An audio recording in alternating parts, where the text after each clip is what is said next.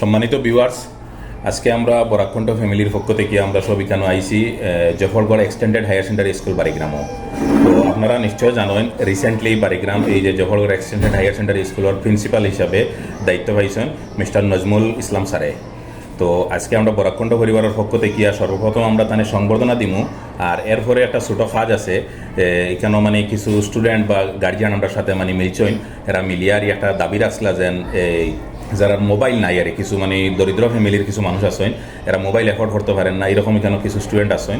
তো তারার মানে মোবাইল না থাকার কারণে বিভিন্ন ধরনের সমস্যার সম্মুখীন হইতে হয়। তো এটা ব্যাপার নিয়ে আমরাও ডিসকাস করছি প্রিন্সিপাল স্যারের লাগি। তো এটার একটা মানে পজিটিভ একটা সমাধান বাড়িয়ে আইছে। তো আপনারা প্রিন্সিপাল স্যারের মুখ থেকে আপনারা শুনবা এটার মানে কেটার সমাধান থাকলেন দিতরা। এর আগে আমরা সামান্য ফর্মালিটিজ আমরা বরাকণ্ঠ পরিবারের পক্ষ থেকে গিয়া গামছা দিয়া সম্মান জানাইবা আমরা বরাকণ্ঠ ডিরেক্টর মিস্টার ফরিল নাম স্যারে নতুন প্রিন্সিপাল স্যারকে।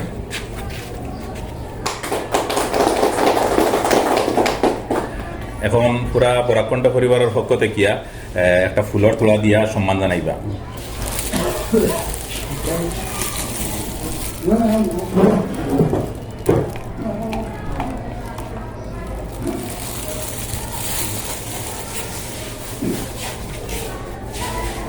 তো আমরা মানে নতুন প্রিন্সিপাল হিসাবে স্যারের দায়িত্ব লইছেন, আর আমরা পুরা মানে আশাবাদী যেন এখানেও যারা মানে বর্তমানে যারা টিচিং স্টাফ আছেন বা নন টিচিং স্টাফ আছেন, অনেক এক্সপিরিয়েন্স আলা, অনেক ভালো, অনেক কোয়ালিটি আলা মানে স্টাফ আছেন এখানেও, আর একজন যোগ্য ব্যক্তির একটা যোগ্য স্থানও বানি হয়েছে। এটার লগে আমরা পুরা আশাবাদী আছি যেন এখন স্কুলটারে একটা মানে সহি দিশাত লইয়া যাইবা, বালা একটা ডেস্টিনেশন নিয়ে পৌঁছাইবা।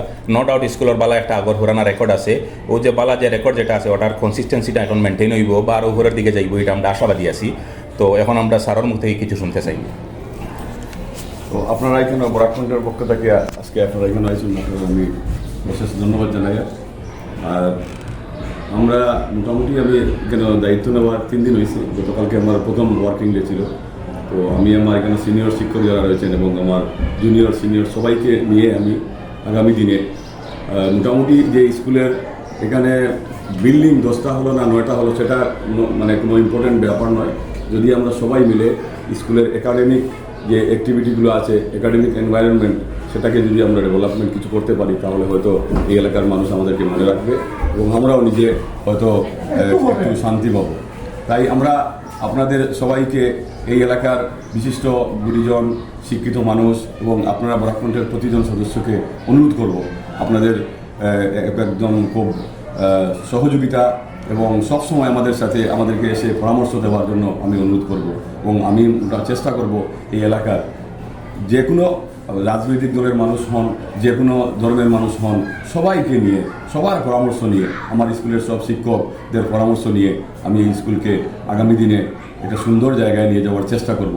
জানি না যদি সৃষ্টিকর্তা আমাদের সেই চেষ্টাকে সফল করার জন্য ইয়ে করেন, তাহলে আমরা খুব মোটামুটি আপনাদেরকে যে এই স্কুলে যদি একাডেমিক অ্যাটমসফিয়ারকে আমরা পরিবর্তন করতে পারি তাহলে হয়তো আমরা আগামী দিনে আমাদের নিজেকে একটু ধন্য মনে করব।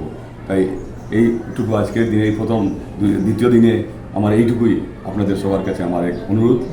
আর বিশেষ কিছু বলার এখন তো আর নেই কিছু। আর একটা সমস্যা ছিল যিনি বলেছেন এই মোবাইল সম্বন্ধে একটা যেটা গত বছর আমি তো শিক্ষক হিসাবে ক্লাস 10-এর একটা পরীক্ষা আমাদের অনলাইনে হয়, সেই পরীক্ষাটার ব্যাপারে অফলাইনে পরীক্ষার নেওয়ার একটা সুবিধা রয়েছে, কিন্তু তারপরে সেই টেকনিক্যালি অনেক সমস্যা দেখা দেয়। এই জন্য আমরা পরীক্ষা নেওয়ার সময় যে ছাত্ররা মোবাইল নেই, আমরা যে কোনোভাবে তাদের মোবাইল একটা করে টিচারদের মোবাইল বা ছাত্রদের মোবাইল, অন্য ছাত্রদের যারা পরীক্ষা দিয়ে দেয় তাদের মোবাইল এনে তাদের পরীক্ষার সুযোগ করে আমরা দিই, তাই তাদের কোনো প্রবলেম হয় না।